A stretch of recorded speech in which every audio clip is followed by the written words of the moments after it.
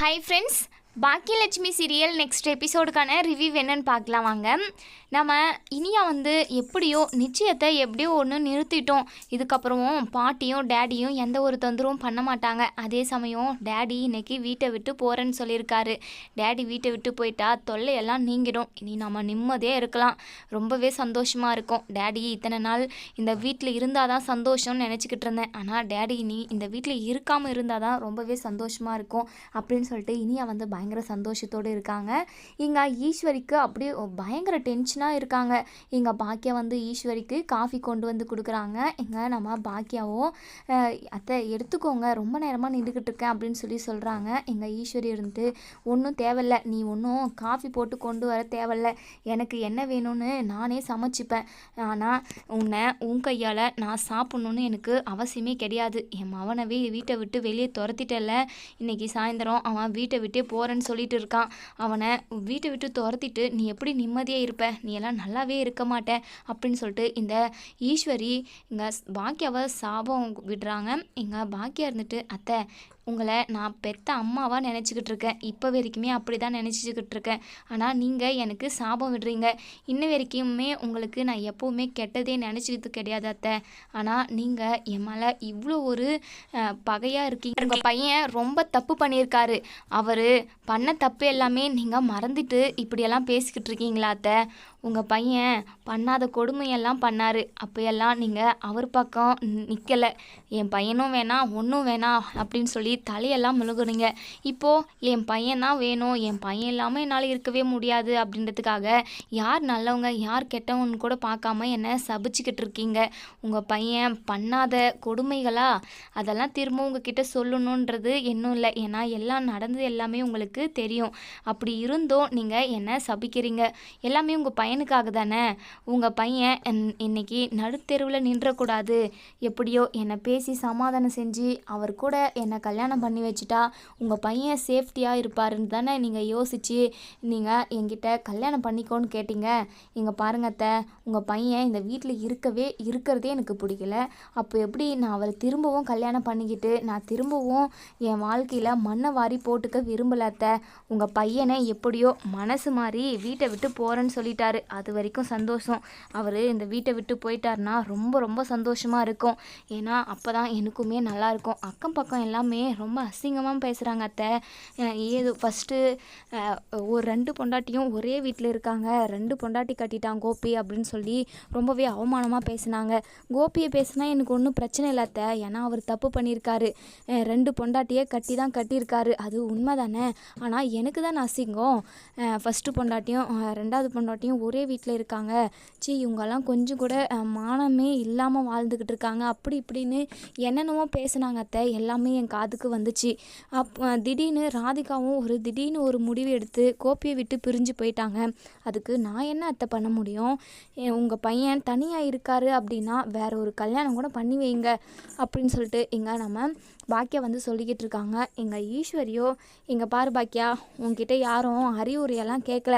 நீ எனக்கு எதுவும் சமைச்சு கொண்டும் வராத, எனக்கு டேப்லெட் எதுவும் கொடுக்காத அப்படின்னு சொல்கிறாங்க. அத்தை, ஏன் அத்தை இப்படி பண்ணுறீங்க? நீங்கள் நல்லா இருக்கணும்னு தான் நான் நினைக்கிறேன். அப்புறம் எதுக்காக என்ன சமைச்சு கொடுக்க தேவையில்ல, டேப்லெட்டெல்லாம் கொடுக்க தேவையில்லன்னு சொல்லி கூட உங்களுக்கு நான் சமைச்சு கொடுக்கணுன்ட்டு எனக்கு ஆசை தான் அத்தை. உங்களுக்கு எப்போவுமே நான் லாஸ்ட் வரைக்கும் பணிவிடை செஞ்சுக்கிட்டு தான் இருப்பேன். நீங்கள் மட்டும்தான் உங்கள் பையனுக்காக உங்களோட சுயநலத்துக்காக என்னை எடுத்தறிஞ்சு பேசுகிறீங்க, என்னை அசிங்கப்படுத்துகிறீங்க அத்தை. அது மட்டும் இல்லாமல் இப்போ சாப்பமும் கொடுத்துக்கிட்டு இருக்கீங்க. ஏன் அத்தை இப்படியெல்லாம் பண்ணுறீங்க?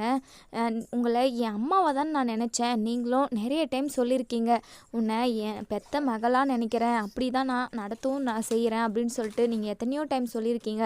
அதெல்லாம் மறந்துட்டீங்களா அத்தை அப்படின்னு சொல்லிட்டு நம்ம பாக்கியா ரொம்பவே பணிஞ்சு தான் பேசுகிறாங்க. இருந்தாலுமே இங்கே ஈஸ்வரி ரொம்பவே கடுப்பாக பேசுகிறாங்க. இங்கே பார், அதை இதை சொல்லி என் மனசை மாற்றணும்னு நினைக்காத. என் பையன் கோபி இந்த வீட்டை விட்டு போகிறது பிடிக்கல. என் பையனை இங்கே இருக்க வச்சேன்னா நான் எப்போவுமே உங்க கூட சந்தோஷமாக பேசுவோம் அப்படின்னு சொல்கிறாங்க. அதுக்கு பாக்கியாவோ, இங்கே பாருங்க அத்தை, நீங்கள் என் கூட சந்தோஷமாக பேசணும் அப்படின்றதுக்காக உங்கள் பையனை இந்த வீட்டை விட்டு வெளியே போக சொல்லாமல் இருக்க மாட்டேன். இந்த வீட்டில் கோபி இருக்கவே கூடாது, இது என்னுடைய வீடு அப்படின்னு சொல்லி நம்ம பாக்கியா பேசிக்கிட்டு இருக்க நேரத்தில் இங்கே செனி வராங்க. பாக்கியா பேசுறது எல்லாத்தையுமே காது கொடுத்து கேட்குறாங்க. இங்கே நம்ம செனி இருந்துட்டு, பாட்டி ஆன்ட்டி பேசுகிறதுல எந்த ஒரு தப்பும் இல்லை, அங்கிள் வந்து ஆன்ட்டிக்கு எவ்வளவோ கெடுதல் செஞ்சுருக்காரு, அப்படி இருந்துமே ஆன்ட்டி ரொம்பவே பொறுமையாக தான் இருக்காங்க. அந்த இடத்துல நான் இருந்திருந்தேன்னா வேறு மாதிரி நடந்திருக்கும். கண்டிப்பாக கொலை பண்ணிவிட்டு ஜெயிலுக்கு போயிருப்பேன். என்கிட்ட அந்த மாதிரி, அதாவது செலியனை கூட அந்த மாதிரி கேரக்டர் இல்லாமல் எப்படி இருக்கிறது ரொம்ப நல்லது. அப்படி இல்லைனா நான் என்ன பண்ணுவேன்னு எனக்கே தெரியாது. இதில் உங்களையுமே ரொம்பவே நல்லா தான் கவனிச்சிக்கிறாங்க. அப்புறம் எதுக்காக நீங்கள் ஆன்ட்டியே அடிக்கடிக்கு கஷ்டப்படுத்திக்கிட்டே இருக்கீங்க? அங்கிள் வந்து இந்த வீட்டிலே இருக்கணும் அப்படின்னா அதுக்கு ஆன்ட்டிக்கு பிடிச்சிருக்கணும்ல, ஆன்ட்டியோட வீடு தானே இது அப்படின்னு சொல்லிட்டு இங்கே செனி கேட்க, எங்கள் ஈஸ்வரி இருந்துட்டு, செனி, உனக்கு உன் மாமியார் பேச்சு தான் தெய்வ வாக்காக இருக்கும். இங்கே பார், உன் மாமியார் பேசுகிறதுக்கு எல்லாத்துக்குமே நான் தலையாட்டிட்டு இருக்கணும்னு எனக்கு எந்த ஒரு அவசியமும் இல்லை. அதே சமயம் நீ வந்து உன் மாமியாருக்கு வக்காலத்து வாங்கிக்கிட்டு என்கிட்ட வந்து பேசாத, அதுக்கப்புறம் என்கிட்ட 4-5 கேள்வியை வாங்கிட்டு போவேன், தெரிஞ்சுக்கோ அப்படின்னு சொல்லிட்டு எங்கள் பாட்டி வந்து ரொம்பவே கடுப்பாக பேசுகிறாங்க. எங்கள் செனி இருந்துட்டு, பாட்டி நீங்கள் நடந்துக்கிறது சுத்தமாக சரி, அங்கிள் இந்த வீட்டை விட்டு போகட்டும், அவர் போனால் தான் ஆன்ட்டி வந்து ஃப்ரீடமாக இருப்பாங்க, நிம்மதியாக இருப்பாங்க, தன்னோட வீட்டில் தனக்கு பிடிச்சவங்க மட்டும்தான் இருக்காங்க அப்படின்னு சொல்லி சந்தோஷமாக இருக்கும். பிடிக்காதவங்க ஒருத்தர் இருந்தால் கண்டிப்பாக கம்ஃபர்டபுளாகவே இருக்காது பாட்டி அப்படின்னு சொல்கிறாங்க. செனி, இதுக்கப்புறம் ஒரு வார்த்தை பேசுனேன் அவ்வளோதான், வாயெல்லாம் உடச்சிடுவேன், ஒழுங்காக உன் ரூமுக்கு போயிட்டு நீ உன் வேலையை மட்டும் பாரு, இது என்னுடைய பிரச்சனை, நான் பேசி தீர்த்துக்கிறேன் அப்படின்னு சொல்கிறாங்க. எங்கள் பாக்கியாக இருந்துட்டு, அத்தை நீங்கள் என்ன தான் பேசினாலும் இந்த பிரச்சனை தீரப்போகிறதில்ல, கோபி இந்த வீட்டை விட்டு வெளியே போனால் தான் கரெக்டாக இருக்கும் அப்படின்னு சொல்லி இங்கே ஒரு பிரச்சனை போய்கிட்டு இருக்கு. இங்கே இனியா வந்து ரூமில் உட்காந்து ஒரு மாதிரி ஃபீல் பண்ணிக்கிட்டு இருக்காங்க. எதுக்காகன்னு பார்த்தீங்கன்னா நம்ம ஆகாஷை நினச்சி தான். ஆகாஷ் வந்து அதாவது அடிபடாமல் அவர் பாட்டுக்கு ஏதோ ஒன்று இருந்திருந்தார்னா நம்ம இனியா வந்து ஃபீல் பண்ணியிருக்க மாட்டாங்க. தன்னோட குடும்பத்திலேருந்து போயிட்டு ஆகாஷை அடித்து ஹாஸ்பிட்டலில் படுக்க வச்சுட்டாங்க. அவன் எப்படி இருக்கானோ என்னமோ, எக்ஸாம் வர வருது, அவன் ஒழுங்காக எக்ஸாம் எழுதுவானா அப்படின்னு சொல்லிட்டு நிறைய யோசனை ஓடிக்கிட்டு இருக்கு. அப்போ தான் நம்ம எழில் வந்து நம்ம இனியாவோட ரூமுக்கு போகிறாங்க. என்ன இனியா பயங்கரமாக யோசனை போல் அப்படின்னு சொல்லி இங்கே எழில் கேட்குறாங்க. அது வந்துண்ணே, அது ஒன்றும் இல்லைண்ணே அப்படின்னு சொல்கிறாங்க. இங்கே பாரு இனியா, எதுவாக இருந்தாலும் நீ தயங்காமல் என்கிட்ட விஷயத்த சொல்லலாம் அப்படின்னு சொல்கிறாங்க. அதுக்கப்புறம், அண்ணே உன்கிட்ட நான் ஒன்று கேட்கவா?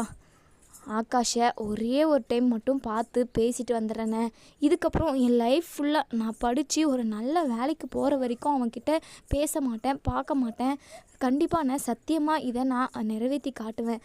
அவன் அடிபட்டு ஹாஸ்பிட்டலில் இருந்து வீட்டுக்கு வந்துட்டுருக்கான். வீட்டில் அவன் எப்படி இருக்கானோ என்னவோ, எக்ஸாம் வேறு வருது, அவன் நல்லா எழுதுவானா என்னன்னு தெரியல, அவன் ரொம்ப மனசு கஷ்டத்தில் இருப்பான். நான் போயிட்டு அவனை நல்லா எக்ஸாம் எழுத சொல்லிவிட்டு தைரியம் சொல்லிட்டு வரேண்ணே, தயவு செஞ்சு என்ன ஆகாஷை பார்க்குறதுக்காக கூட்டிகிட்டு போறியாண்ணே ப்ளீஸ்ண்ணே அப்படின்னு சொல்லிட்டு எங்கள் இனியா வந்து கேட்க, எங்கள் எழில் வந்து கொஞ்சம் யோசிக்கிறாங்க. சரி இனியா, உனக்காக ஒரே ஹெல்ப் பண்ணுறேன், நான் உன்னை கூட்டிகிட்டு போகிறவா, யாருக்கும் தெரியாமல் நீ போயிட்டு பேசிட்டு வந்துடணும். ஆனால் ஒன்று, அதுக்கப்புறம் நீ ஆகாஷை பார்க்கவே கூடாது, இதுவே லாஸ்ட் டைமாக இருக்கணும் அப்படின்னு சொல்லிட்டு இங்கே நம்ம எழில் வந்து சொல்கிறாங்க. சரிண்ணே, சத்தியமாக பார்க்க மாட்டேண்ணே அப்படின்னு சொல்கிறாங்க. அதுக்கப்புறம் எழில் வந்து யாருக்கும் தெரியாமல் இனியாவை வந்து ஆகாஷோட வீட்டுக்கு கூட்டிகிட்டு போகிறாங்க. அதுக்கப்புறம் நம்ம இனியா வந்து ஆகாஷை பார்த்து பேசுகிறாங்க. ஆகாஷ், நீ எப்படி இருக்க ஆகாஷ், உனக்கு இப்போ ஓகே தானே, நீ நல்லபடியாக எக்ஸாம் எழுதணும், எக்ஸாம் எழுதி கலெக்டர் எக்ஸாமில் பாஸ் பண்ணி நீ கலெக்டர் வேலை வாங்கணும் ஆகாஷ், கண்டிப்பாக நீ தைரியமாக எக்ஸாமை எழுது, உன்னால் முடியும் ஆகாஷ், நான் ரொம்ப நேரமெல்லாம் இங்கே இருக்க முடியாது, அண்ணன் நான் யாருக்கும் தெரியாமல் கூட்டிகிட்டு வந்திருக்கு, நான் கிளம்புறேன் அப்படின்னு சொல்கிறாங்க. இல்லை இனியா, கொஞ்சம் நேரம் என் கூட உட்காரு, வீட்டில் யாருமே இல்லை அப்படின்னு சொல்கிறாங்க எங்கள் ஆகாஷ். சரி ஆகாஷ், நீ ஜூஸ் ஏதாச்சும் குடிக்கிறியா, நான் கொண்டு வரவா அப்படின்னு கேட்குறாங்க. வேண்டாம், நீ என் பக்கத்தில் கொஞ்ச நேரம் உட்காரு, அதுவே போதும் அப்படின்னு சொல்கிறாங்க. அதுக்கப்புறம் இங்கே எழில் வந்து என்ன போனவை இன்னுமே வரல அப்படின்னு சொல்லிட்டு உள்ளே வந்து, என்ன இனியா பண்ணிக்கிட்டு இருக்க, எனக்கு கொஞ்சம் வேலை, ஃபோன் வந்துக்கிட்டே வந்துக்கிட்டே இருக்குது. நான் வேணா முன்னாடி போகிறேன், நீ யாருக்கும் தெரியாமல் வீட்டுக்கு போயிடுறியா அப்படின்னு சொல்லி கேட்குறாங்க. சரிண்ணே அப்படின்னு சொல்லி இங்கே நம்ம இனியா சொல்கிறாங்க. நம்ம எழிலுமே கிளம்பிடுறாங்க. இங்கே இனியா வந்து ஆகாஷ் கூட பேசிட்டு அப்போ தான் கிளம்ப போகிறாங்க. வெளியே வந்து அவங்க அப்பா ஆகாஷோட அப்பா பார்த்துடுறாங்க நம்ம இனியாவை. இனியா ரொம்பவே பதட்டப்படுறாங்க. யார்மா நீ அப்படின்னு சொல்லி கேட்குறாங்க. உடனே இங்கே ஆகாஷோட அப்பாவுக்கு அந்த இனியா பொண்ணு தான் வந்திருக்கு, அந்த பாக்கியா வீட்டு பொண்ணு தான் இவ அப்படின்னு சொல்லிட்டு சொல்கிறாங்க. உடனே இங்கே இனியா வந்து பயந்துக்கிட்டு ஓடி போயிடுறாங்க. அதுக்கப்புறம் இங்கே ஆகாஷோட அப்பா வந்து நம்ம பாக்கியோட வீட்டுக்கு போயிட்டு பயங்கரமாக சண்டை போடுறாங்க. என்ன பொண்ணு வளர்த்து வச்சுருக்கீங்க, இப்போ தான் இவ்வளோ பெரிய பிரச்சனை போய்கிட்டு இருக்கு, என் பையனை உங்கள் வீட்டாளுங்கெல்லாம் சேர்ந்து எப்படி அடித்தாங்க, நான் நினச்சேன்னா உங்கள் எல்லாருமே ஜெயிலுக்கு அனுப்பிடுவேன், எந்த பிரச்சனையும் வேண்டான்னு தான் நான் சும்மா இருந்தேன். இப்போ உங்கள் பொண்ணு என் பையனை பார்க்க வந்திருக்கா, இதுக்கப்புறம் உங்கள் பொண்ணு அந்த வீட்டு பக்கம் எட்டி பார்க்கக்கூடாது, இல்லைன்னா உங்கள் எல்லாருமே அடித்து